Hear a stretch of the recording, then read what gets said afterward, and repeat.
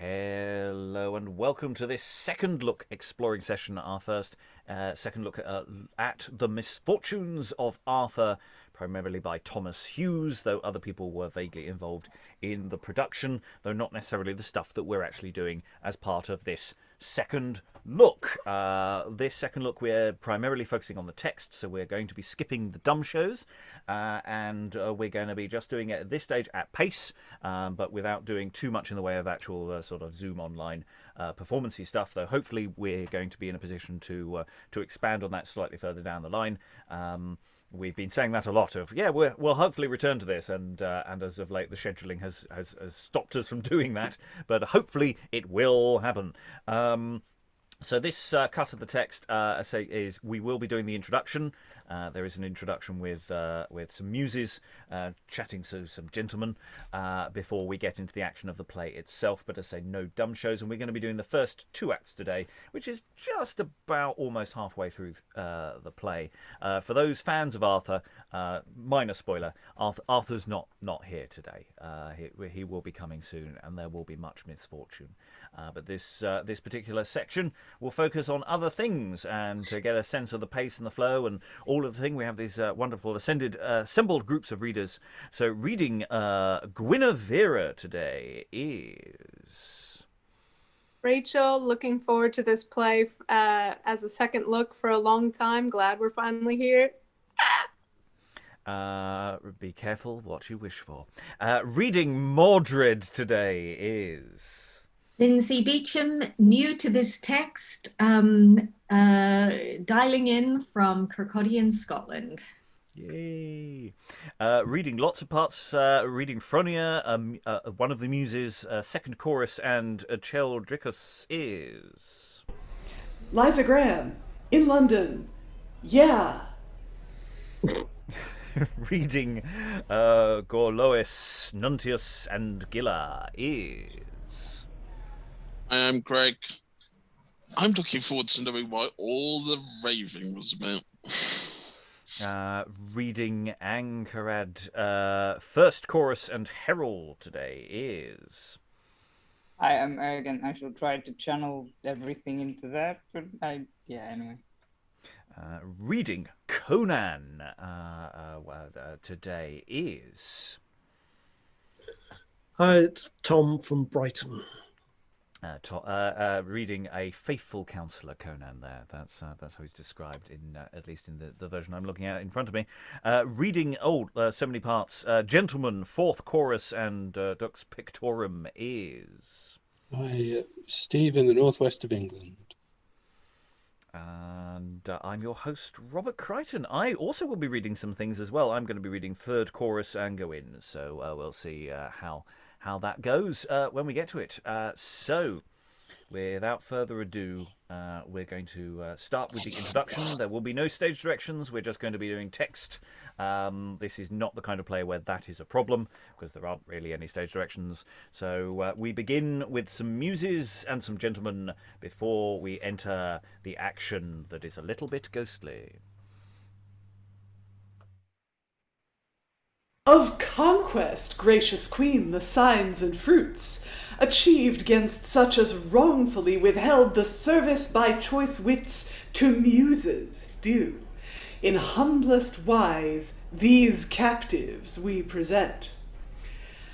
And lest your highness might suspect the gift as spoil of war that justice might impeach, hear and discern how just our quarrel was. Avouched, as you see, by good success. A dame there is, whom men Astrea term, she that pronounces oracles of laws, who, to prepare fit servants for her train, as by commission, takes up flowering wits, whom first she schooleth to forget and scorn the noble skills of languages and arts, the wisdom which discourse of stories teach, the ornaments which various knowledge yields. But poesy she hath in most disdain, and marshals it next folly's scorned place. Then when she hath these worthy prints defaced out of the minds that can endure her hand, what doth she then supply instead of these? Forsooth, some old reports of altered laws, clamours of courts, and cavils upon words, grounds without ground supported by conceit, and reasons of more subtlety than sense. What shall I say of moot points strange, and doubts still argued but never yet agreed? And she that doth deride the poet's law, because he must his words in order place, forgets her forms of pleading more precise, more bound to words than is the poet's lore. And for these fine conceits she fitly chose a tongue that barbarism itself doth use. We, noting all these wrongs, did long expect their hard condition would have made them wise to offer us their service placed so ill, but finding them addicted to their choice and specially desirous to present your majesty with fruits of province new, now did resolve to double force and skill, and found and used the vantage of the time, surprised their fort, and took them captives all. So, now submiss as to their state belongs, they gladly yield their homage long withdrawn, and poetry, which they did most condemn, they glory now her favours for to wear. My sisters laugh to see them take the pen and lose their wits all in unwonted walks. But to your highness that delight we leave to see these poets new their style advance, such as they are, or naught or little worth, deign to accept, and therewith we beseech that novelty give price to worthless things. Good ladies, unacquaint with cunning reach, and easily led to glory in your power, here now abashed our late dissembled minds. Nor now the first time, as yourselves best know, ye muses sought our service to command. Oft have ye wandered from Parnassus hill, and showed yourselves with sweet and tempting grace, but yet returned, your train increased with few. This resolution doth continue still. Unto Astræa's name we honour bear, whose sound perfections we do more admire than all the vaunted store of Muses' gifts. Let this be one, which last you put in ear in well depraving that deserveth praise.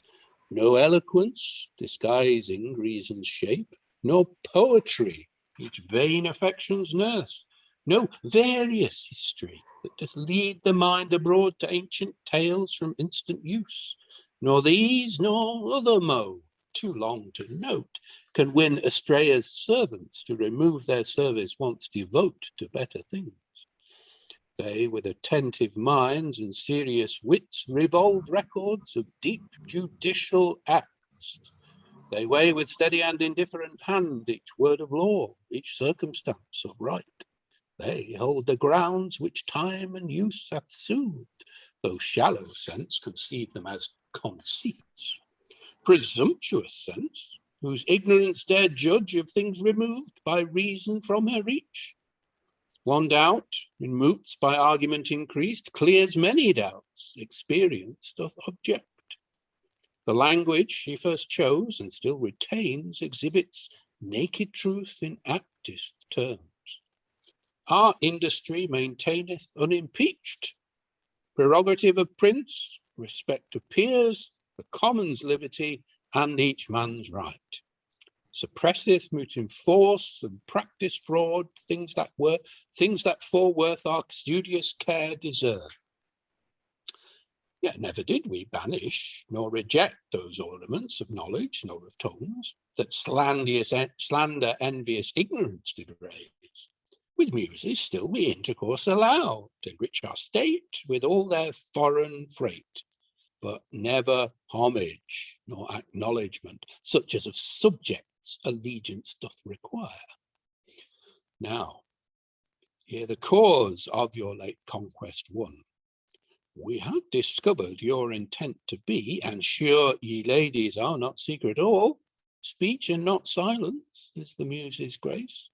We well perceived, I say, your mind to be t'employ such prisoners as themselves did yield to serve a queen, for whom her purest goal nature refined, that she might therein set both private and imperial virtues all. Thus, sovereign lady of our laws and us, zeal may transform us into any shape. We, which with trembling hand the pen did guide, never well pleased for all desire to please, for still your rare perfections did occur, which are admired of muses and of men. Oh, with how steady hand and heart assured should we take up the warlike lance or sword, with mind resolved to spend our loyal blood your least command with speed to execute. Oh, that before our time the fleeting ship ne'er wandered had in watery wilderness, that we might first that venture undertake in strange attempt to prove our loyal hearts. Be it soldiers, seamen, poets, or what else, in service once enjoined, to ready minds our want of use should our devoir increase. Now, since instead of art we bring but zeal, instead of praise we humbly pardon crave, the matter which we purpose to present, since straits of time our liberty controls, in tragic notes the plagues of vice recounts. How suits a tragedy for such a time? Thus, for that since your sacred majesty in gracious hands the regal sceptre held, all tragedies are fled from state to stage. Since thus, through channels black of limbo lake, and deep infernal flood of Stygian pool, the ghostly Charon's boat transported back thy ghost from Pluto's pits and glooming shade to former light, once lost by destiny's doom. Where proud Pendragon, broiled with shameful lust, despoiled thee erst of wife, of land, and life. Now, Gorlois, work thy wish, cast here thy gown, glut on revenge, thy wrath abhors delays. What though, beside Pendragon's poisoned end, the vile reproach he wrought thee by thy fear, through deep increase of crimes alike is plagued, and that the shame thou sufferest for his lusts reboundeth back and stifleth in his stock, yet is not mischief's measure all fulfilled, nor wreak sufficient wrought. Thy murdered corpse and dukedom reft for heavier vengeance cries. Come, therefore, blooms of settled mischief's root. Come, each thing else what fury can invent. Wreak all at once. Infect the air with plagues, till bad to worse, till worse to worse be turned. Let mischiefs know no meed, nor plagues an end. Let the offspring sing, let the offspring's sin exceed the former stock. Let none have time to hate his former fault, but still with fresh supply let punished crime increase, till time it make a complete sin. Go to, some fact which no age shall allow nor yet conceal, some fact must needs be jured, that for the horror great and outrage fell thereof may well beseem Pendragon's brood. And first, while Arthur's navies homeward float, triumphantly bedecked with Roman spoils, let Guenevera express what frantic moods distract a wife, when wronging wedlock's rights, both fond and foul she loves, and loathes at once. Let deep despair pursue, till loathing life, her hateful head in cowl and cloister lurk. Let traitorous Mordred keep his sire from shore. Let Britain rest a prey for foreign powers. Let sword and fire, still fed with mutual strife, turn all the kings to ghosts. Let civil wars and discord swell, till all the realm be torn. Even in that soil whereof myself was duke, where first my spouse Igurna brake her vow, where this ungracious offspring was begot. In Cornwall, there let Mordred's death declare, let Arthur's fatal wound bewray the wrong, the murder vile, the rape of wife and weal, wherewith their sire incensed both gods and man. Thus, Pendragon's seed, so sown and reaped, thus cursed imps, ill-born and worse consumed, shall render just revenge for parents' crimes, and penance do to assuage my swelling wrath.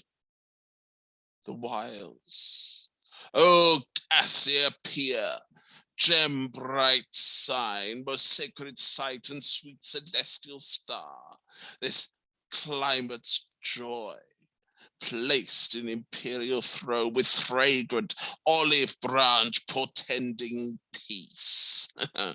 And whosoe'er besides ye heavenly powers has stately train with influence divine and mild aspect, all prone to Britain's good. For see what present plagues do threat this isle. Prevent not this, my wreak. For you there rests a happier age, 1,000 years to come. An age for peace, religion, wealth, and ease, when all the world shall wonder at your bliss. This is yours. Leave this to Gorlois' ghost, and see where comes one engine of my hate, with moods and manners fit for my revenge. And dares he after 9 years' space return, and see her face, whom he so long disdained? Was I then chosen wedded for his stale, to look and gape for his retireless sails, puffed back and flittering spread to every wind? O wrong, content with no revenge, seek out undared plagues, teach Mordred how to rage, attempt some bloody, dreadful, irksome fact, and such as Mordred would were rather his. Why stay'st? It must be done. Let bridle go. Frame out some trap beyond all vulgar guile, beyond Medea's wiles. Attempt some fact, that any wight, unwieldy of herself, that any spouse, unfaithful to her fear, durst e'er attempt in most despair of weal. Spare no revenge, bit poison, knife, or fire. Good madam, temper these outrageous moods, and let not will usurp where wit should rule. The wrath that breatheth blood doth loathe to lurk. What reason most withholds, rage wrings perforce. I am disdained, so will I not be long. That very hour that he shall first arrive shall be the last that shall afford him life. Though neither seas, nor lands, nor wars abroad sufficed for thy foil, yet shalt thou find far worse at home thy deep displeased spouse. But ere thou hast subdued in all thy stay, this hand shall now subdue. Then stay thy fill. What's this? My mind recoils and irks these threats. Anger delays, my grief gins to assuage. My fury faints, and sacred wedlock's faith presents itself. Why shunn'st thou fearful wrath? Add coals afresh, preserve me to this venge, at least exile thyself to realms unknown, and steal his wealth to help thy banished state, for flight is best. O base and heartless fear, theft, exile, flight, all these may fortune send, unsought, but thee beseems more high revenge. Come, spiteful fiends, come, heaps of furies fell, not one by one, but all at once. My breast raves not enough. It likes me to be filled with greater monsters yet. My heart doth throb, my liver boils, somewhat my mind portends, uncertain what, but whatsoever, it's huge. So it exceed, be what it will, it's well. Omit no plague, and none will be enough. Wrong cannot be revenged but by excess. Oh, spare this heat. You yield too much to rage. You're too unjust. Is there no mean in wrong? Wrong claims a mean when first you offer wrong. The mean is vain when wrong is in revenge. Great harms cannot be hid, the grief is small, that can receive advice or rule itself. Hatred concealed doth often hap to hurt, but once professed it oftener fails revenge. How better thou wert to repress your ire. A lady's best revenge is to forgive. What mean is in your hate? How much soe'er you can invent or dare, so much you hate. And would you know what mean there is in hate? Call love to mind and see what mean is there. My love, redoubled love, and constant faith, engaged unto Mordred, works so deep, that both my heart and marrow quite be burnt, and sinews dried with force of wantless flames. Desire to joy him still torments my mind. Fear of his want doth add a double grief. Lo, here the love that stirs this meanless hate. Eschew it far, such love impugns the laws. Unlawful love doth like, when lawful loathes. And is your love of husband quite extinct? The greater flame must needs delay the less. Besides, his sore revenge I greatly fear. How can you then attempt a fresh offence? Who can appoint a stint to her offence? But here the greatness of the fact should move. The greater it, the fitter for my grief. To kill your spouse, Stranger and a foe, your liege and king.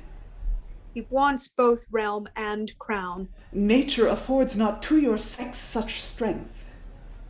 Love, anguish, wrath will soon afford enough. What rage is this? Such as himself shall rue. Whom gods do press enough will you annoy. Whom gods do press, they bend. Whom man annoys, he breaks. Your grief is more than his deserts. Each fault requires an equal hate. Be not severe where crimes be light. As you have felt, so grieve. And seems it light to want him 9 years' space, than to be spoiled of one I hold more dear? Think all too much, but ne'er so just, that feeds continual grief. The lasting woe is worst. Yet let your highness shun these desperate moods, cast off this rage and fell disposed mind. Put not shame quite to flight, have some regard both of your sex and future fame of life. Use no such cruel thoughts as far exceed a manly mind, much more a woman's heart. Well, shame is not so quite exiled, but that I can and will respect your sage advice. Your counsel I accept. Give leave a while, till fiery wrath may slake and rage relent. The love that for his rage will not be ruled, must be restrained. Fame shall receive no foil. Let Arthur live, whereof to make him sure, myself will die, and so prevent his harms. Why stay'st thou thus amazed, O slothful wrath? Mischief is meant, dispatch it on thyself. Her breast, not yet appeased from former rage, hath changed her wrath, which wanting means to work another's woe. For such his fury's wont, seeks out his own and raves upon itself. Assuage, alas, that over-fervent ire. Through too much anger you offend too much. Thereby the rather you deserve to live, for seeming worthy in yourself to die. Death is decreed. What kind of death? I doubt. Whether to drown or stifle up this breath, or forcing blood to die with dint of knife. All hope of prosperous hap is gone. My fame, my faith, my spouse, no good is left unlost. Myself am left. There's left both seas and lands, and sword, and fire and chains, and choice of harms. Oh, gnawing, easeless grief. Who now can heal my maimed mind? It must be healed by death. No mischief must be done while I be by, or if there must be more than one. If death it be you seek, I seek it too. Alone you may not die, with me you may. They that will drive the unwilling to their death, or frustrate death in those that fain would die, offend alike. They spoil that bootless spare. Will my tears and mournings move you not? Then it is best to die when friends do mourn. Each where is death? The fates have well ordained that each man may bereave himself of life, but none of death. Death is so sure a doom, 1,000 ways do guide us to our graves. Who then can never come too late to that whence when he is come, he can never return? Or what avails to hasten on our ends and long for that which destinies have sworn? Look back in time. Too late is to repent when furious rage hath cast off once the choice. Death is an end of pain, no pain itself. Is't meet a plague for such excessive wrong should be so short? Should one stroke answer all? And wouldst thou die? Well, that contents the laws. But then for Arthur's ire, what for thy fame, which thou hast stained? What for thy stock thou shamest? Not death nor life alone can give a full revenge. Join both in one, die and yet live. Where pain may not be oft, let it be long. Seek out some lingering death, whereby thy corpse may neither touch the dead nor joy the quick. Die, but no common death. Past nature's bounds. Set plaints aside. Despair yields no relief. The more you search a wound, the more it stings. When guilty minds torment themselves, they heal. Whilst wounds be cured, grief is a salve for grief. Grief is not just a steamer of our deeds. What so hath yet been done proceeds from chance. The mind and not the chance doth make the unchaste. Then it is your fault from fate. You rest excused. None can be deemed faulty for her fate. No fate, but manners fail when we offend. Impute mishaps to fates, to manners faults. Love is an error that may blind the best. A mighty error oft hath seemed a sin. My death is vowed, and death must needs take place. But such a death as stands with just remorse. Death to the world and to her slippery joys. A full divorce from all this courtly pomp, where daily penance, done for each offense, may render due revenge for every wrong. Which to accomplish, pray my dearest friends, that they forthwith, attired in saddest guise, conduct me to the cloister next hereby, there to profess and to renounce the world. Alas, what change were that, from kingly roofs to cloistered cells, to live and die at once, to want your stately troops, your friends and kin, to shun the shows and sights of stately court, to see and sort alive your country's death. Yea, whatsoever even death itself withdraws from any else, then that life withdraws from you. Yet, since your highness is so fully bent, I will obey, the whiles assuage your grief.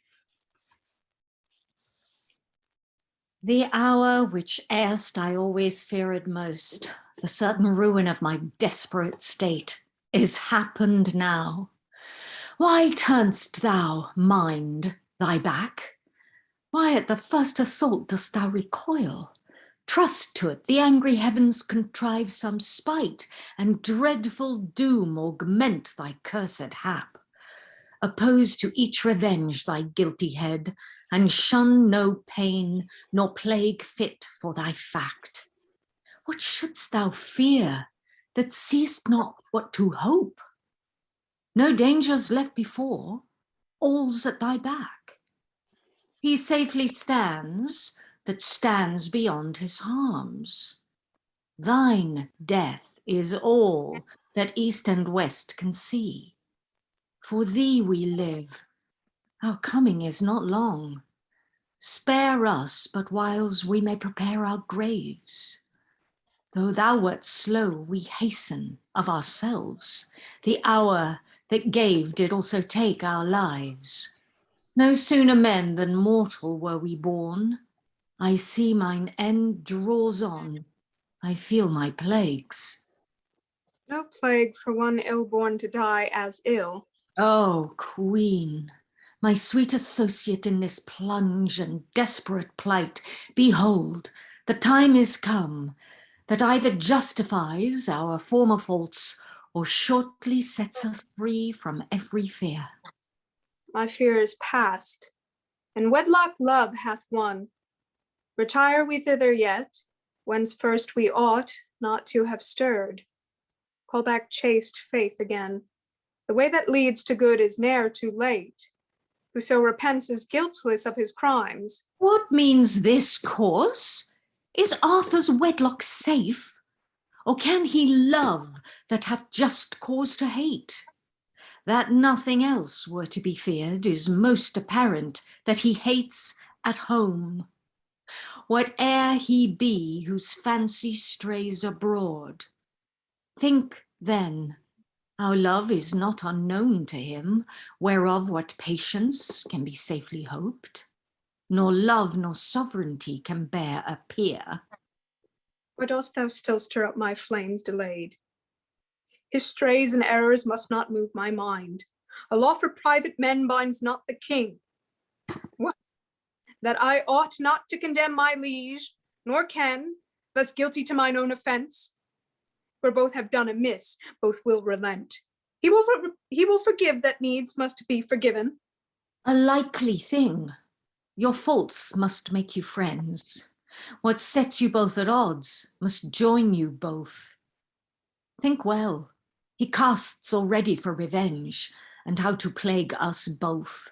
I know his law, a judge severe to us, mild to himself. What then avails you to return too late, when you have passed too far? You feed vain hopes. The further past, the more this fault is yours. It served your turn to usurp your father's crown. His is the crime whom crime stands most instead. They that conspire in faults offend alike.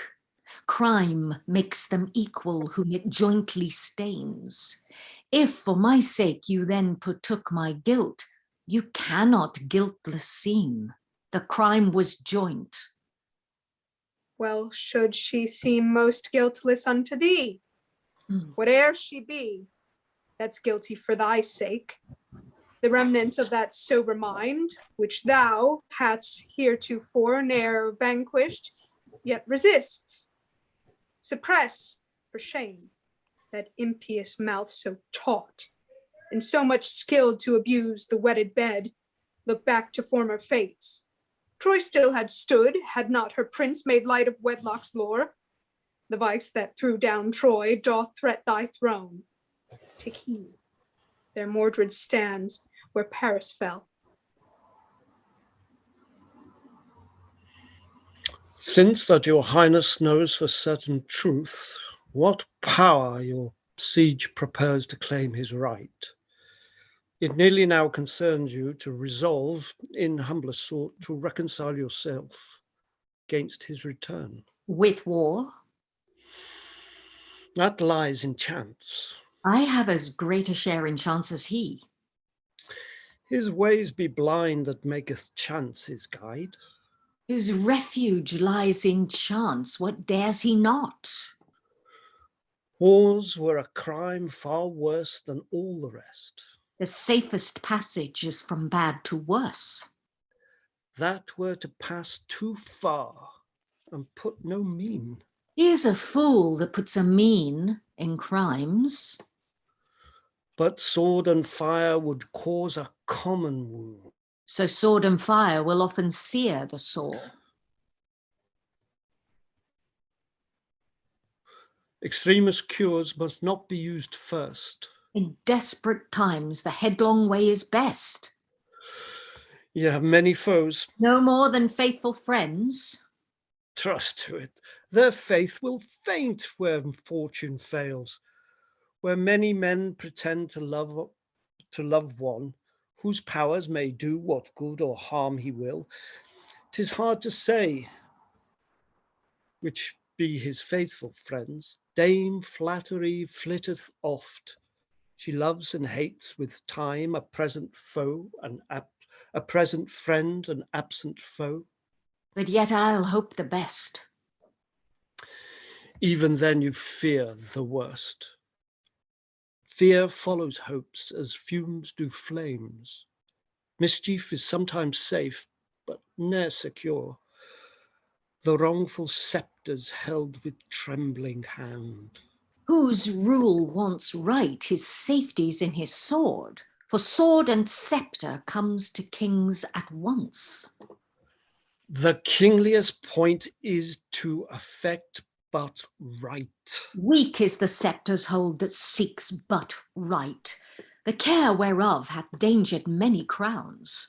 As much as water differeth from the fire, so much man's profit jars from what is just. A free recourse to wrong doth oft secure the doubtful seat, and plucks down many a foe. The sword must seldom cease. A sovereign's hand is scantly safe, but whiles it smites. Let him usurp no crown that likes a guiltless life. Aspiring power and justice seld agree. He always fears that shames to offer wrong. What son would use such wrong against his sire? Come son, come sire, I first prefer myself. And since a wrong must be, then it excels when 'tis to gain a crown. I hate a peer, I loathe, I irk, I do detest a head.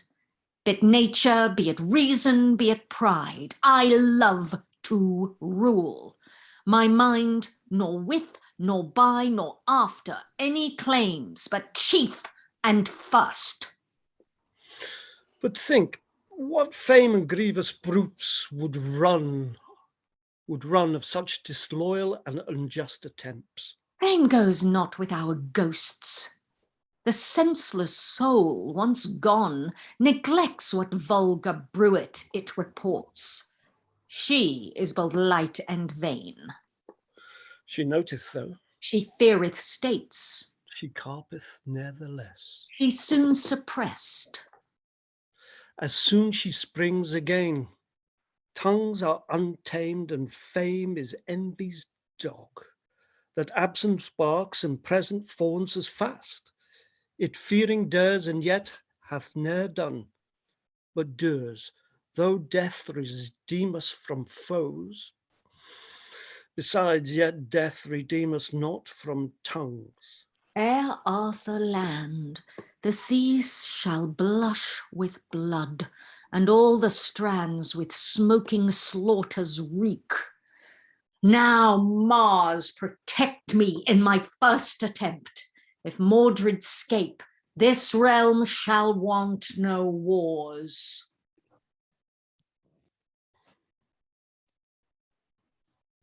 See here the drifts of Gorlois, Cornish duke, and deep desire to shake his sovereign's throne. How foul his fall, how bitter his rebuke. Whilst wife and weal and life and all be gone, he now in hell tormented wants that good. Lo, lo, the end of traitorous bones and blood. Pendragon broiled with flames of filthy fires, by Merlin's mists enjoyed Igerna's bed. Next spoiled Gorlois, doubling his desires, then was himself through force of poison sped. Who sows in sin shall reap his pain. The doom is sworn, death gardens death again. Whilst Arthur wars abroad and reaps renown, Guenevera prefers his son's desire, and traitorous Mordred still usurps the crown, affording fuel to her quenchless fire. But death's too good and life's too sweet for these, that wanting both should taste of neither's ease. Rome, the gaping gulf would not decrease till courteous course had closed her yearning jaws. In Thebes, the rotten murrain would not cease till Laius rude had paid for breach of laws. In Britain, wars and discord will not stent till Uther's line and offspring quite be spent. Lo here, at length, the stately type of Troy, and Britain land, the promised seat of Brute, decked with so many spoils of conquered kings. Hail, native soil, these 9 years' space unseen, to thee have long renowned Rome at last held up her hands, bereft of former pomp. But first, inflamed with wonted valor's heat, amidst our sorest siege and thickest broil, she stoutly fought and fiercely waged wars. Tiberius courage gave, upbraiding oft the Roman force their wonted luck, and long retained rule by wars throughout the world. What shame it were since such achieved spoils and conquests gained, both far and wide, to want of courage then, when most it should be moved. How Britons erst paid tribute for their peace, but now rebel and dare them at their doors. For what was France but theirs? Herewith incensed, they fiercely raved and bent their force afresh, which Arthur spying, cried with thundering voice, "Fie, Britons, fie! What have bewitched you thus? So many nations foiled, most Romans foil? What sloth is this? Have you forgot to war, which ne'er knew hour of peace? Turn to your foes, where you may bathe in blood and fight your fill. Let courage work. What can he not that dares? Does he, the puissant guide in doubtful wars, ashamed to shun his foes, inflamed his friends? Then, yielding to his stately steed the reins, he furiously drives the Roman troops about. He plies each place lest fates He plies each place lest fates mort alter aught, pursuing hap and urging each success. He yields in naught, but constantly persists in all attempts wherein whatso stands his wish he joys to work away by rack, and matching death to death no passage seeks, but what destruction works with blade or blood. He scorns the yielded way. He fiercely raves to break and bruise the ranks in thickest throngs, all headlong, bent and prone to present spoil, the foes unforced withstand. But much dismayed their senseless fight, while millions lose their lives. At length, Tiberius, pierced with point of spear, doth bleeding fall, engored with deadly wound. Angharat The rest recoil and headlong fly, each man to save himself. The battle quails, and Britons win onto their most renown. Then Arthur took Tiberius' breathless corse and sent it to the senators at Rome, with charge to say, "This is the tribute due which Arthur ought, as time hereafter serves. He'll pay the like again, while he rests, your debtor does. But oh, this sweet success, pursued with greater harms, turned soon to sour. For lo, when foreign soils and seas were passed with safe return, and that the king should land, who but his only son, oh, outrage rare, with huge host withstood him on the shore. There were prepared the foreign aids from far. There were the borrowed powers of divers kings. There were our parents, brethren, sons, and kin, their wrath, their ire. There, Mordred, was thy rage. Where erst we sought abroad for foes to foil, behold, our fates had sent us foes unsought. When foreign realms supplanted wont supply, oh, blessed home that hath such boon in store. But let this part of Arthur's prowess lurk, nor let it e'er appear by my report. What monstrous mischiefs rage in civil wars, oh, rather let due tears and wailings want. Let all in silence sink what hence ensued. What best deserveth mention here is this, that Mordred, vanquished, trusted to his flight, that Arthur, each where victor, is returned. And lo, where Mordred comes with heavy head, he wields no slender weight that wields a crown. And hath he won? Be strands and shores possessed? Is Mordred foiled? The realm is yet unwon, and Mordred lives, reserved for Arthur's death. Well, 'twas my first conflict. I knew not yet what wars required, but now my sword is fleshed and taught to gore and bathe in hottest blood. Then think not, Arthur, that the crown is won. Thy first success may rue our next assault. Even at our next encounter, hap when 'twill, I vow by heaven, by earth, by hell, by all, that either thou or I or both shall die. Naught should be rashly vowed against your sire. Whose breast is free from rage may soon be advised. The best redress from rage is to relent. 'Tis better for a king to kill his foes. So that the subjects also judge them foes. The subjects must not judge their king's decrees. The subjects' force is great. Greater than the king's. The more you may, the more you ought to fear. He is a fool that feareth what he may. Not what you may, but what you ought is just. He that amongst so many, so unjust, seeks to be just, seeks peril to himself. A greater peril comes by breach of laws. The laws do license as the sovereign lists.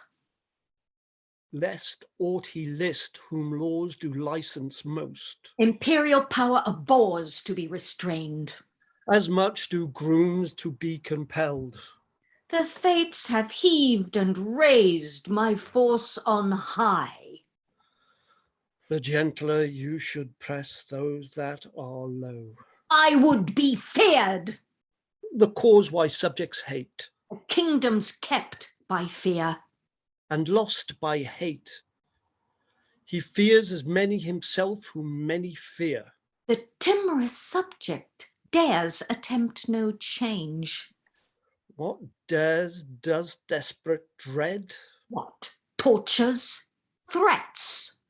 Oh, spare, 'twere safer to be loved, As safe to be obeyed. whilst you command but well. Where rulers dare command but what is well, power is but prayer, commandment but request. If power be joined with right, men must obey. My will must go for right. If they assent. My sword shall force assent. No, gods forbid. What, shall I stand whilst Arthur sheds my blood? And must I yield my neck unto the axe? Whom fates constrain, let him forego his bliss. But he that needless yields unto his bane, when he may shun, doth well deserve to lose the good he cannot use. Who would sustain a baser life that may maintain the best? We cannot part the crown. A regal throne is not for two, the sceptre fits but one. But whether is the fitter of us two, that must our swords discern, and shortly shall. How much were you to be renowned? More.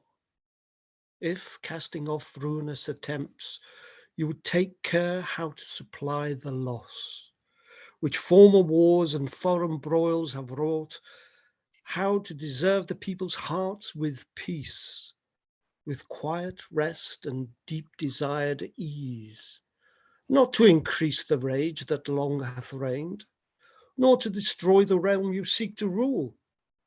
Your father reared it up, you pluck it down. You lose your country whilst you win it thus. It makes it yours, you strive to make it none. Where kings impose too much, the commoners grudge. Goodwill withdraws, assent becomes but slow. Must I to gain renown incur my plague, or hoping praise sustain an exile's life? Must I for country's ease dis-ease myself, or for their love despise my own estate? No, 'tis my hap that Britain serves my turn. That fear of me doth make the subjects crouch, that what they grudge they do constrained yield. If their assents be slow, my wrath is swift. When favour fails to bend, let fury break. If they be yet to learn, let terror teach. What kings may do, what subjects ought to bear. Then is a kingdom at a wished stay, when whatsoe'er the sovereign wills or nils, men be compelled as well to praise as bear, and subjects' wills enforced against their wills. But whoso seeks true praise and just renown would rather seek their praising hearts than tongues. True praise may happen to the basest groom, a forced praise to none but to a prince. I wish that most, that subjects most repine. But yet where wars do threaten your estate, there needeth friends to fortify your crown. Each crown is made of that attractive mould that of itself it draws a full defence. That is a just and no usurped crown. And better were an exiled life than thus disloyalty to wrong your sire and liege. Think not that impious crimes can prosper long. A time they scape, in time they be repaid. The hugest crimes bring best success to some. Though some be rare. Why may not I be rare? It was their hap. It is my hope. But hope may miss where hap doth hurl. So hap may hit where hope doth aim. But hap is last and rules the stern. So hope is first and hoists the sail. Yet fear Yet fear, the first and the last do seld agree. Nay, dare. The first and last have many means. But cease at length. Your speech molests me much. My mind is fixed. Give Mordred leave to do what Conan neither can allow nor like. But lo, a herald sent from Arthur's host. Gods grant his message may portend our good. Your sire or prince, considering what distress the realm sustains by both your mutual wars, hath sent your brother Gawin, Alban king, to treat of truce and to parley of peace. Speak, brother, what commandment sends our sire? What message do you bring, my life or death? A message far unmeet, most needful though. The sire commands not where the sun rebels, his love descends too deep to wish your death. And mine ascends too high to wish his life. Yet thus he offereth, though your faults be great, and most disloyal to his deep abuse, yet yield yourself, he'll be as prone to grace as you to ruth, an uncle, sire, and liege, and fitter were your due submission done, than wrongful wars to reave his right and realm. It is my fault that he doth want his right. It is his own to vex the realm with wars. It is his right that he attempts to seek.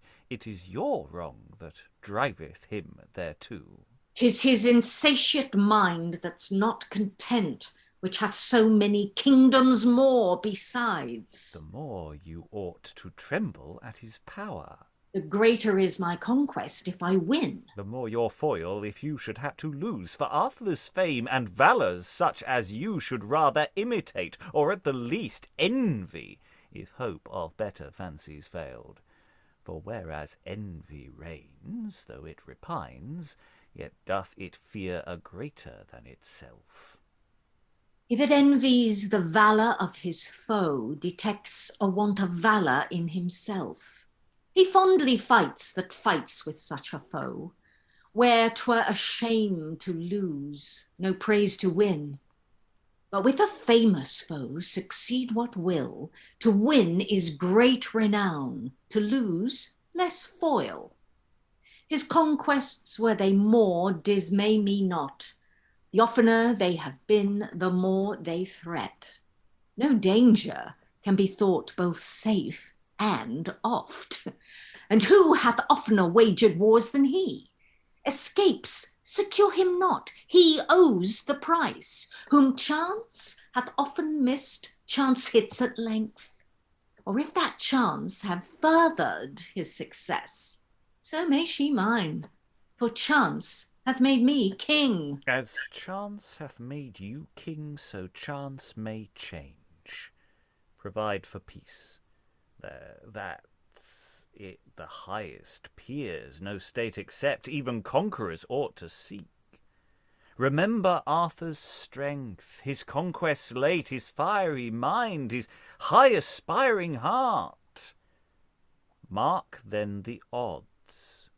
He expert, you untried, he ripe, you green, yield you whiles yet you may. He will not yield. He wins his peace with wars. If chance may change, his chance was last to win, the likelier now to lose. His haughty heart and mind I know, I feel mine own no less. As for his strength and skill, I leave to hap. Where many meet, it lies not all in one. What though he vanquished half the Roman troops? That boots him not. Himself is vanquished here. And weigh your words again. If conquerors ought to seek for peace, the conquered must perforce. But he'll not yield. He'll purchase peace with wars. Well, yield that will.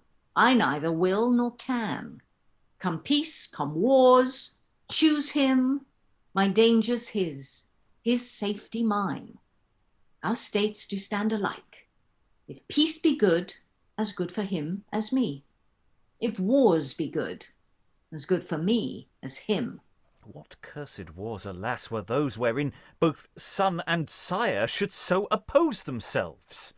Him whom you now, unhappy man, pursue, if you should win, yourself would first bewail. Give him his crown. To keep it, peril breeds. The crown I'll keep myself, ensue what will.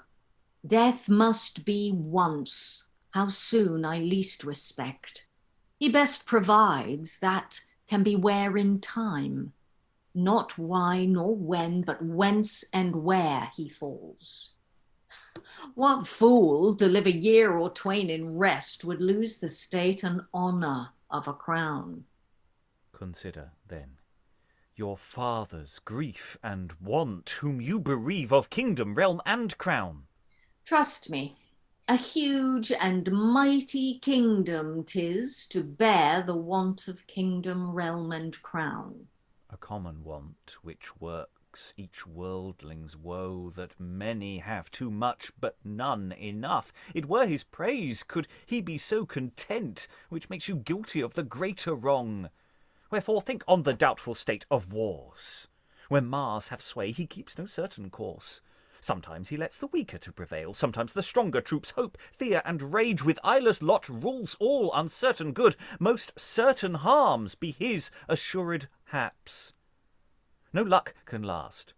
Now here, now there it lights, no state alike. Chance blindly snatcheth all, and fortune maketh guilty whom she lists. Since therefore fear and hope and hap in wars be all obscure till their success be seen, your speech doth rather drive me on to try and trust them all, mine only refuge now. And fear you not so strange and uncouth wars? No, were they wars that grew from out the ground. Not yet, your sire so huge, yourself so small. The smallest axe may fell the hugest oak. Nor that in felling him yourself may fall. He falleth well that falling fells his foe. Nor common chance whereto each man is thrall. Small manhood were to turn my back to chance. Nor that if chance afflict, kings brook it not. I bear no breast so unprepared for harms. Even that I hold the kingliest point of all, to brook afflictions well, and by how much, the more his state and tottering empire sags, to fix so much the faster foot on ground. No fear but doth forejudge, and many fall into their fate, whiles they do fear their fate. Where courage quails, the fear exceeds the harm. Yea, worse than war itself is fear of war. War seemeth sweet to such as have not tried, but wisdom wills we should forecast the worst. The end allows the act, that plot is wise that knows his means and least relies on chance. Eschew the course where error lurks, there grows but grief, where pain is spent, no hope to speed. Strive not above your strength, for where your force is overmatched with your attempts, it faints, and fruitless leaves what bootless it began. All things are ruled in constant course, no fate but is foreset. The first day leads the last. No wisdom then, but difference in conceit, which works in many men as many minds. You love the mean, and follow virtue's race. I like the top, and aim at greater bliss. You rest content. My mind aspires to more. In brief, you fear, I hope. You doubt, I dare. Since then the sagest counsels are but strifes, where equal wits may rest each side alike, let counsel go. My purpose must proceed. Each likes his course. Mine own doth like me best. Wherefore, ere Arthur breathe or gather strength, assault we him, lest he assault us first. He either must destroy or be destroyed. The mischief's in the midst. Catch he that can. But will no reason rule that desperate mind? A fickle mind that every reason rules, I rest resolved, and to my sire say thus: if here he stay but 3 days to an end, and not forthwith discharge his band and host, 'tis Mordred's oath assure himself to die. But if he find his courage so to serve, as for to stand to his defence with force, in Cornwall, if he dare, I'll try it out. Oh, strange contempt. Like as the craggy rock resists the streams and flings the weltering waves aloof, so he rejects and scorns my words.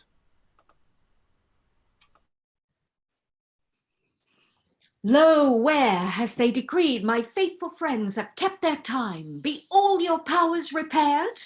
They be, and all with ardent minds. To Mars they cry for wars, are longing for the alarm. Even now they wish to encounter with their foes. What could be wished for more? Puissant king, for your great help and valiant Irish force, if I obtain the conquest in these wars, whereas my father claims a tribute due out of your realm, I here renounce it quite. And if assistance need in doubtful times, I will not fail to aid you with the like.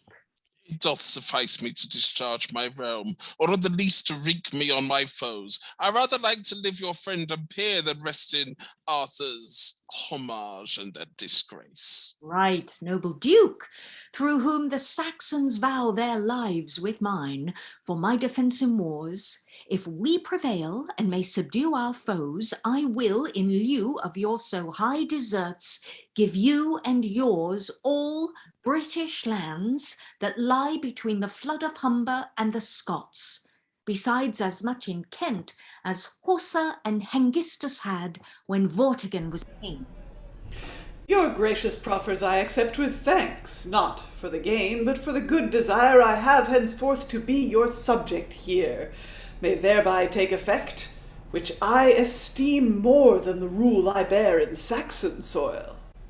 Renowned lord, for your right, hardy Picts and chosen warriors to maintain my cause, if our attempts receive a good success, the Alban crown I give to you and yours. Your Highness' bounty and so high degree were cause enough to move me to my best. But sure, yourself, without regard of meed, should find both me and mine at your command. Lord Gilla, if my hope may take success, and that I be thereby undoubted king, the Cornish dukedom I allot to you. My liege, to further your desired attempts, I joyfully shall spend my dearest blood. The rather that I found the king your sire so heavy lord to me, and all my stock. Since then our rest is on't, and we agreed to war it out, what resteth now but blows.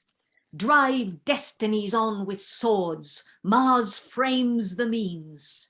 Henceforth, what Mordred may now lies in you.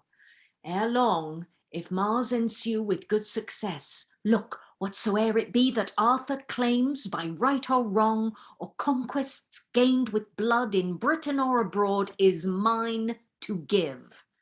To show, I would have said, I cannot give what every hand must give unto itself, whereof who lists to purchase any share, now let him seek and win it with his sword.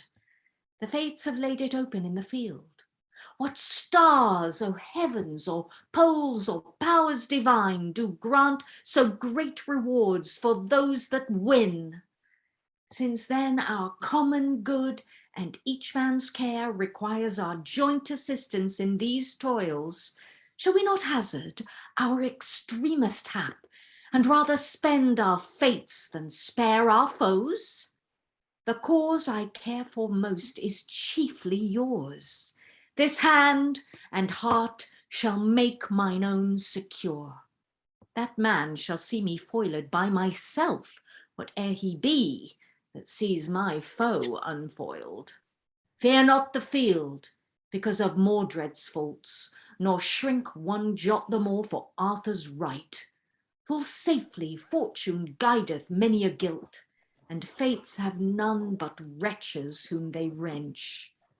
Wherefore make speed to cheer your soldiers' hearts, that to their fires ye yet may add more flames. The side that seeks to win in civil wars must not content itself with wonted heat. Would God your highness had been so more advised. Too much will had drawn your wits too far.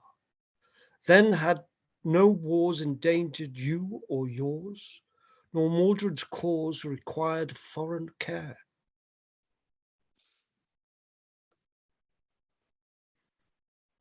A troubled head, my mind revolts to fear and bears my body back. I inwards feel my fall. My thoughts misgive me much. Down, terror! Perceive mine end, and desperate though I must, despise despair and somewhat hopeless hope. The more I doubt, the more I dare. By fear I find the fact is fittest for my frame. What though I be a ruin to the realm, and fall myself therewith, no better end. His last mishaps do make a man secure. Such was King Priam's end, who, when he died, closed and wrapped up his kingdom in his death, a solemn pomp, and fit for Mordred's mind, to be a grave and tomb to all his realm.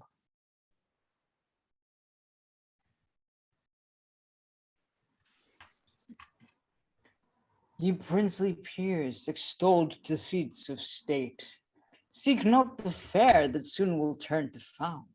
Oft is the fall of high and hovering fate, and rare the room which time doth not control. The safest seat is not on highest hill, where winds and storms and thunders thump their ill. Far safer were to follow sound advice, than for such prize to pay so dear a price. The mounting mind that climbs the haughty cliffs and soaring seeks the tip of lofty type, intoxicates the brain with giddy drifts, then rolls and reels and falls at length plumb ripe. Low heaving highs of so small forecast, to totter first and tumble down at last. Yet Pegasus still rears himself on high, and coltishly doth kick the clouds in sky.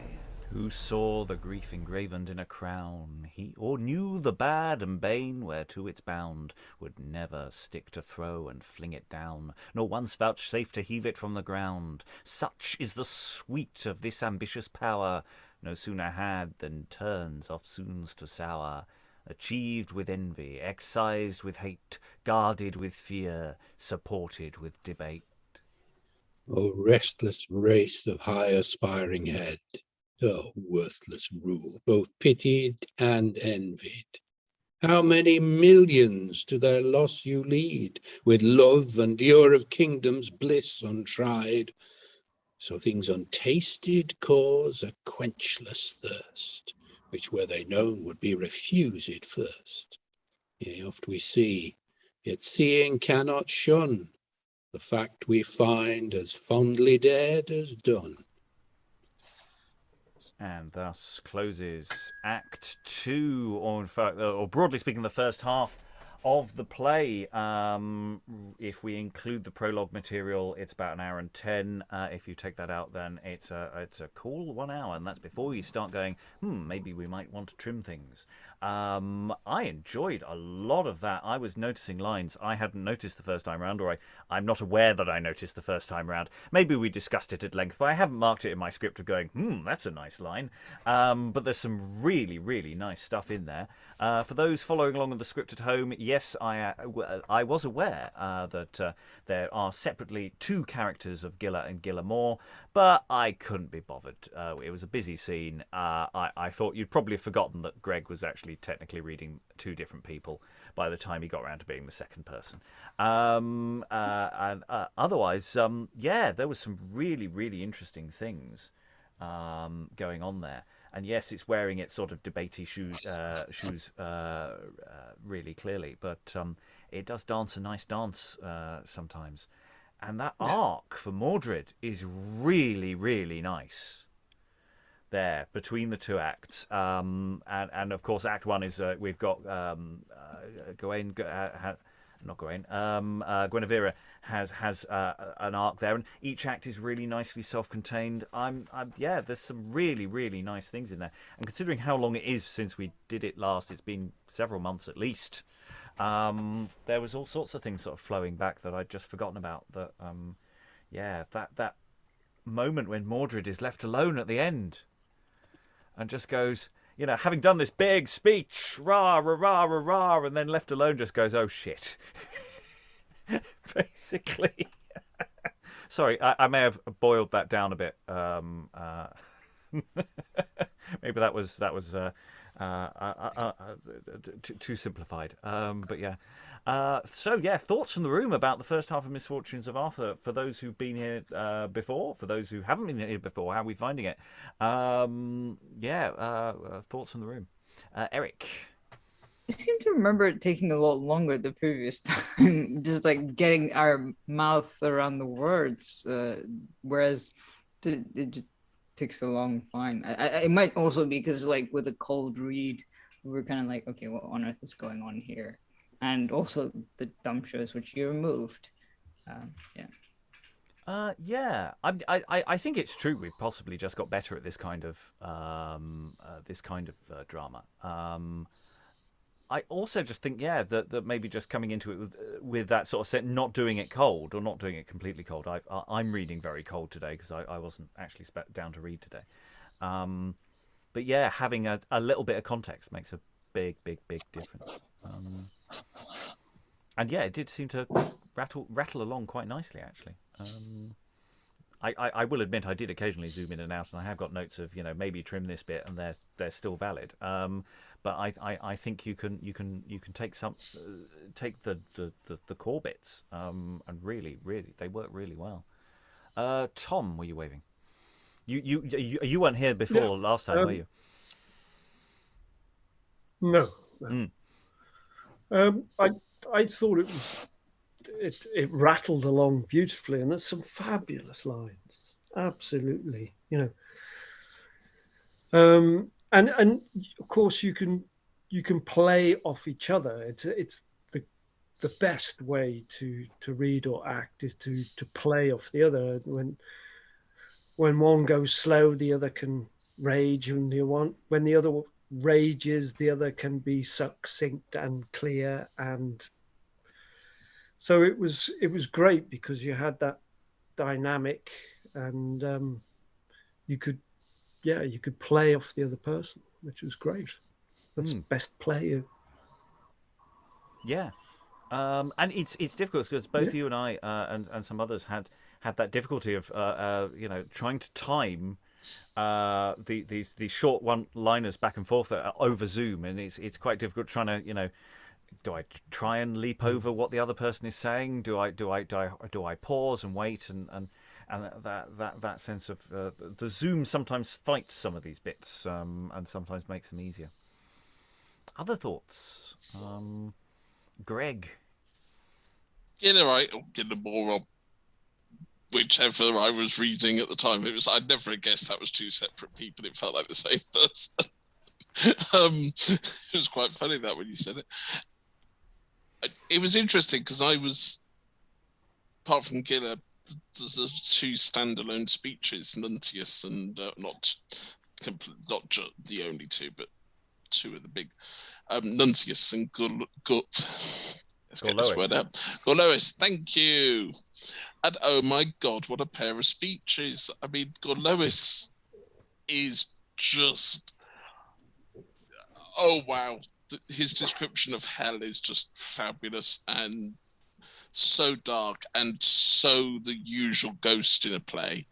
And Nuntius, I was half expecting, when I saw the character name, I was like, oh, I'm reporting someone's died, as it seems to be the reason for Nuntius turning up usually.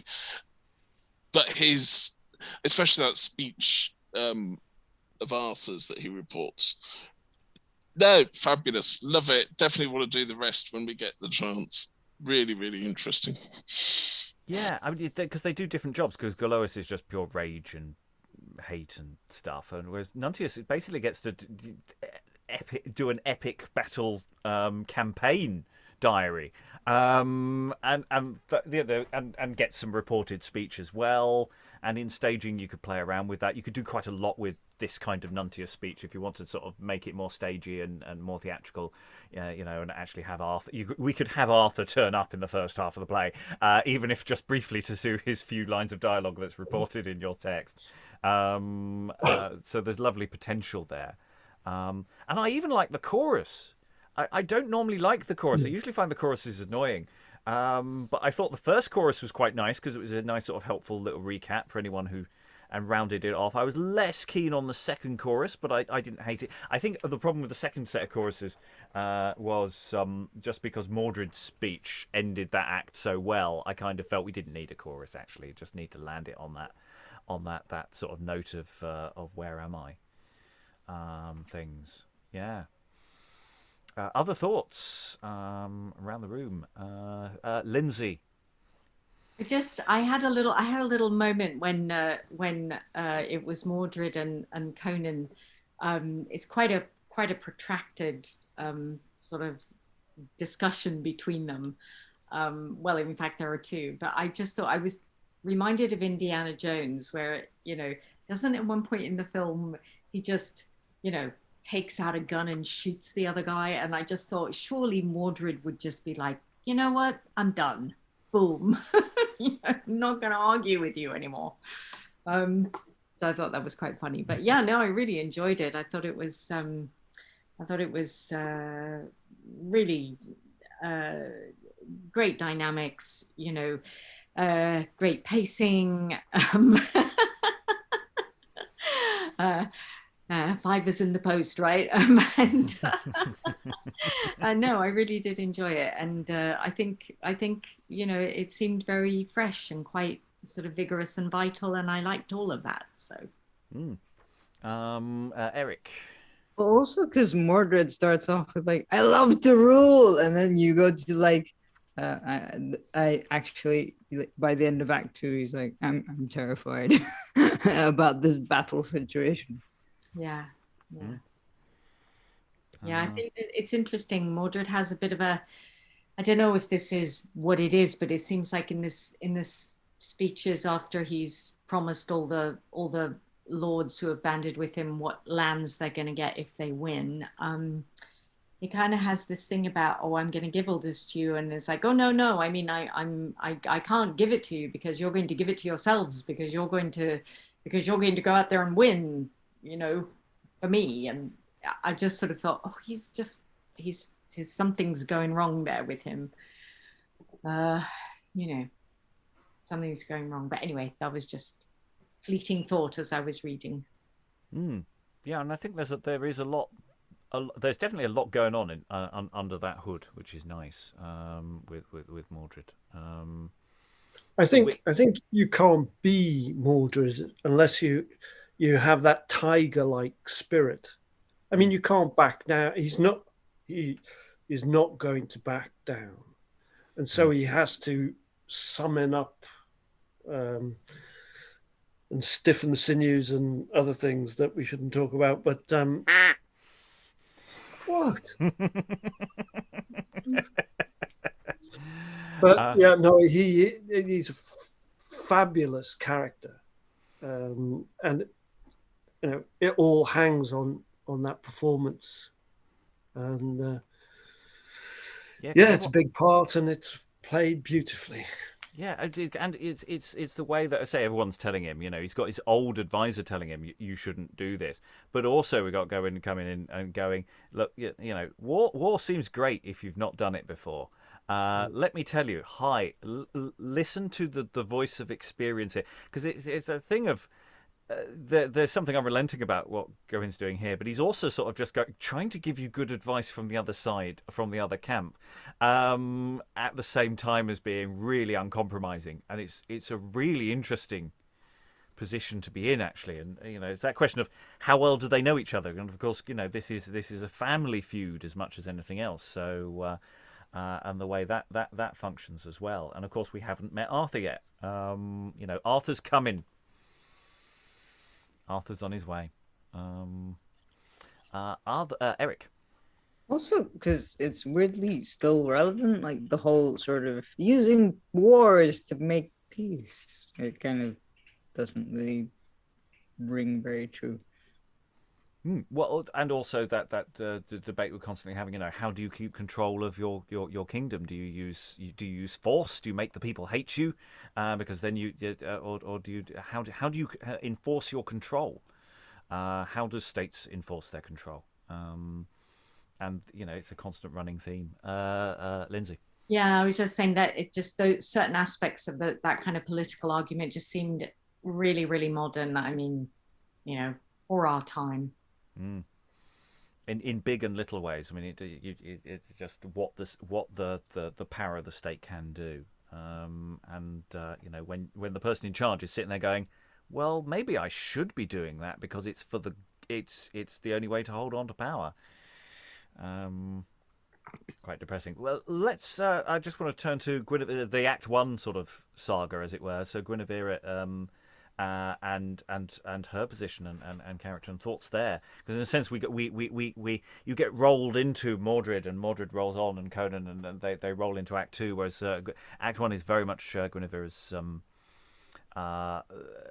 narrative of where she's placed, and we won't see her again. She doesn't return. So I think we should mention that. Thoughts in the room, Rachael. You were her. How are you feeling about her this time round? Yeah, she was one of the ones I don't think I got to read because we did this one over 3 sessions for the first look. It was very interesting, and that scene, that whole act was very different from the way that I first thought of it. I still think there's a lot of quietude in those that first scene where Guenevera walks in, because Gorlois is going off on his whole a fire and brimstone talk, and then I feel like there's definitely are still drums going on underneath him, and then they cut and you go to Guenevera. She starts, but I think Act 1 is mostly ghosts, and even though Guenevera is still alive, she kind of is in the rest of the play, sort of, with Mordred through their relationship to one another. At least that's what I interpreted as the first time. Her arc is nice because she's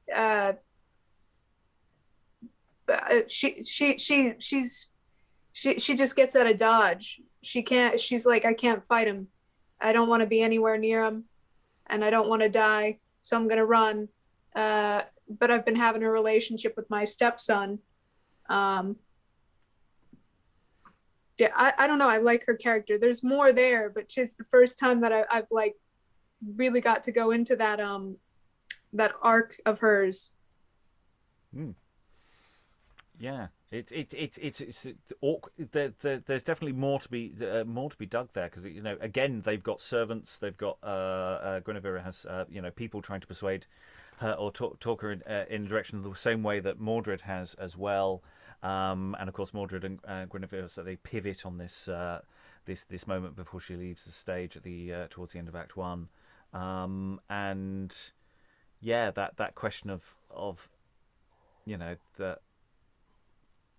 where do you go? Where do you go when their lovely little bubble has been burst, to put it that way, perhaps. Rachael, and then Eric. I also wanted to say, like, because we've done Tancred and Gismund too, and that's another one that I really like. But I think it's also really similar because there's a lot of possession and that idea of possession going on. And how I said ghosts, I wonder if we have that idea of possession in this play, or not possession, but I think Eric in the chat said like Gorlois or somebody was like Hera, and who is on whose side and who's going against somebody. Gorlois going for Arthur, and it has a connection really with Arthur, also Mordred. And is Guenevera sort of like that supernatural force for Mordred or other people?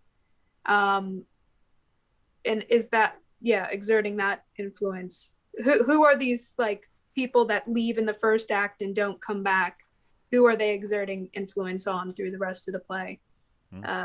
It's just something, I guess, for a production going forward to shift through. It's just another that's what I'm going on about this because I really do like this play, and I think there's so many layers to play with and so many different dynamics to come in and interpret this play. There's so many little parts in the machine.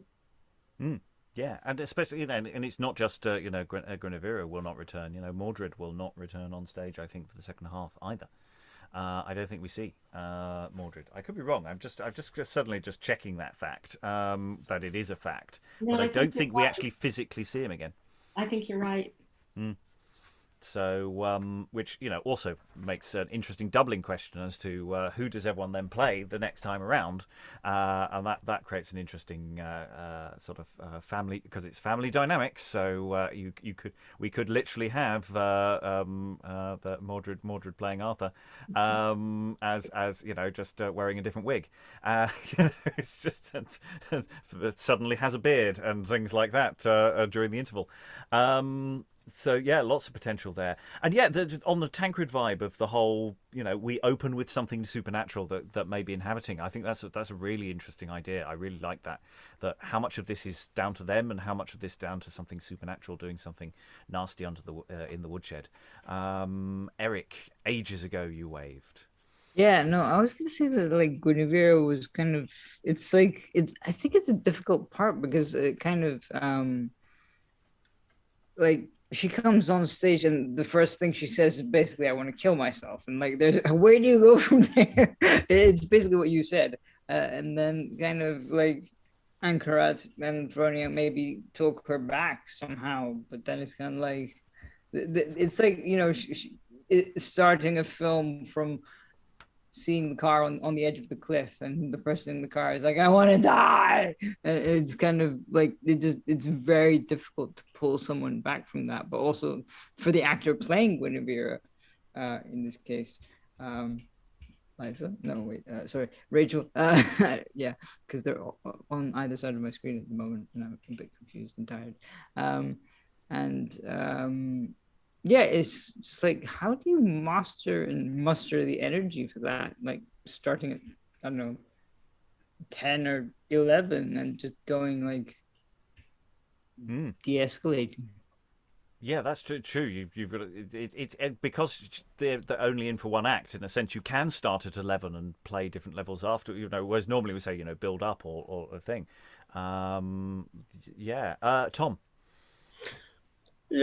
I mean, Arthur's been away for 9 years on campaign, and she's a woman, and it's like the top executive, the hissing of summer's lawns.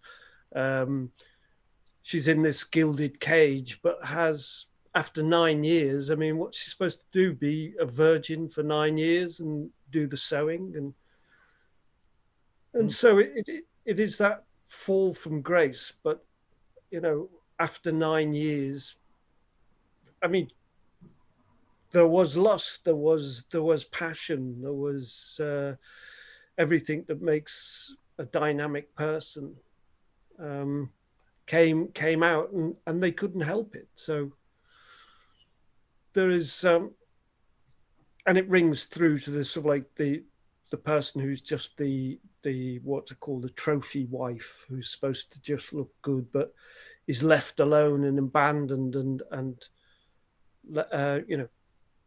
goes slightly mad in the meantime. Yeah, because there's something really Oristira about this opening. I think we mentioned this last time. That it's been a long time. Guenevera hasn't been doing some needlepoint.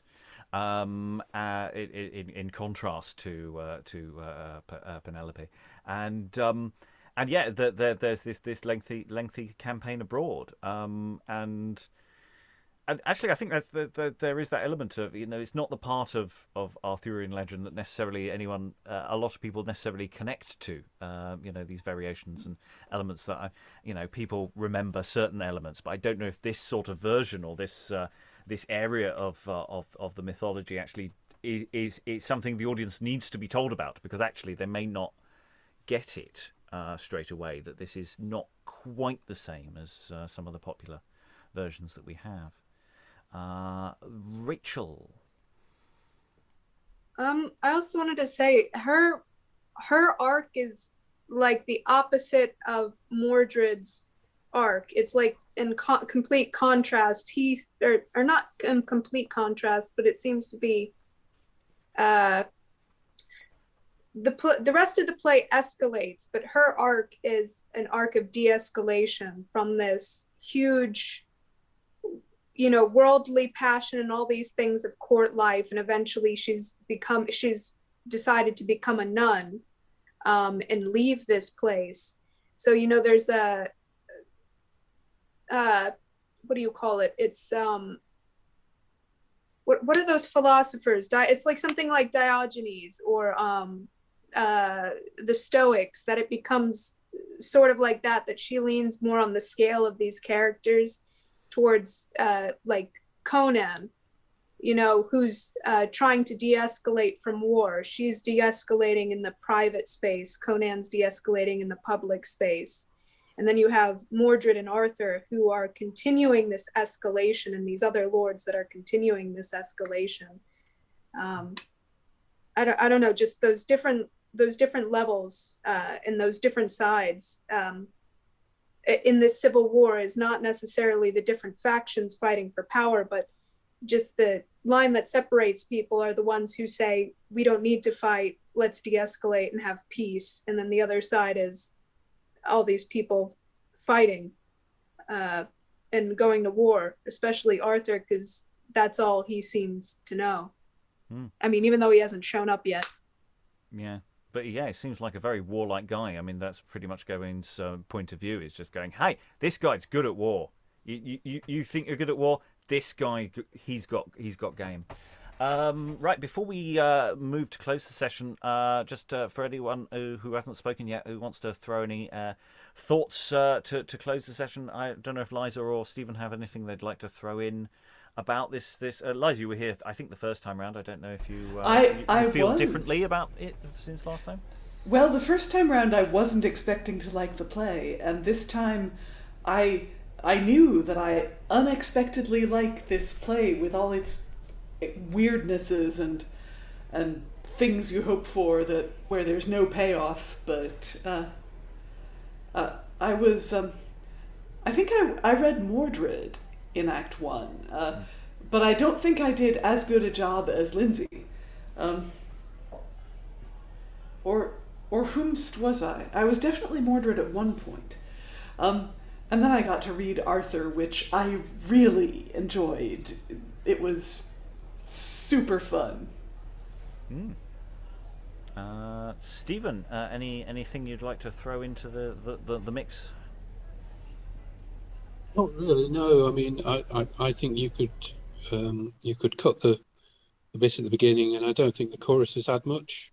I think in terms of the mood is all in the characters. I don't think they help at all. And I think it would be because we've got we do have some really dynamic stuff, but we do have some quite long speeches. So just if you're doing production of it, so far I haven't seen a reason to retain the choruses.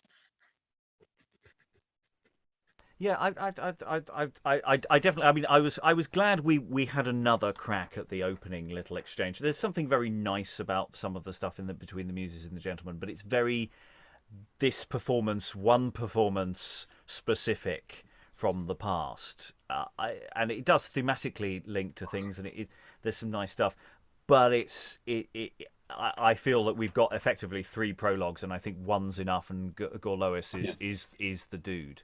And the third one is the best one by a mile. Yeah, because it does grab. I mean, and all of there's lots of cuts that could be made and lots of tweaks. I've got lots of notes of where, yeah, we could take that down a bit. We could move and just to give it.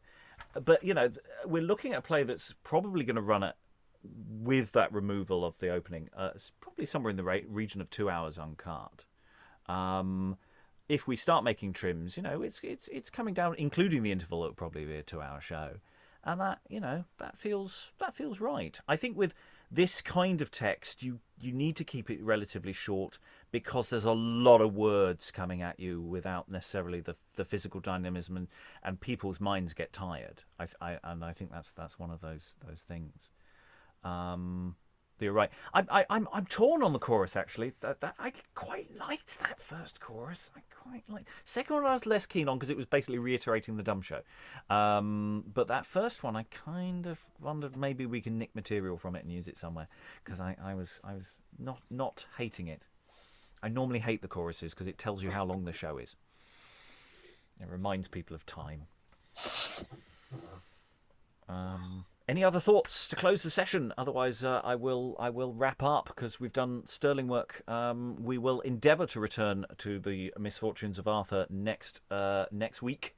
I may not be next week. It might be tomorrow in terms of when the video is released because of the schedules now. Sort of when we record is dancing around a bit. I don't see any particular reason why we won't be able to do it because it's a slightly smaller cast for the rest of the play. And yeah, doubling is very doable. So all that remains is thank all the wonderful readers for all their wonderful reading. Thank you very much, everyone, and goodbye. The sea shall blush with blood.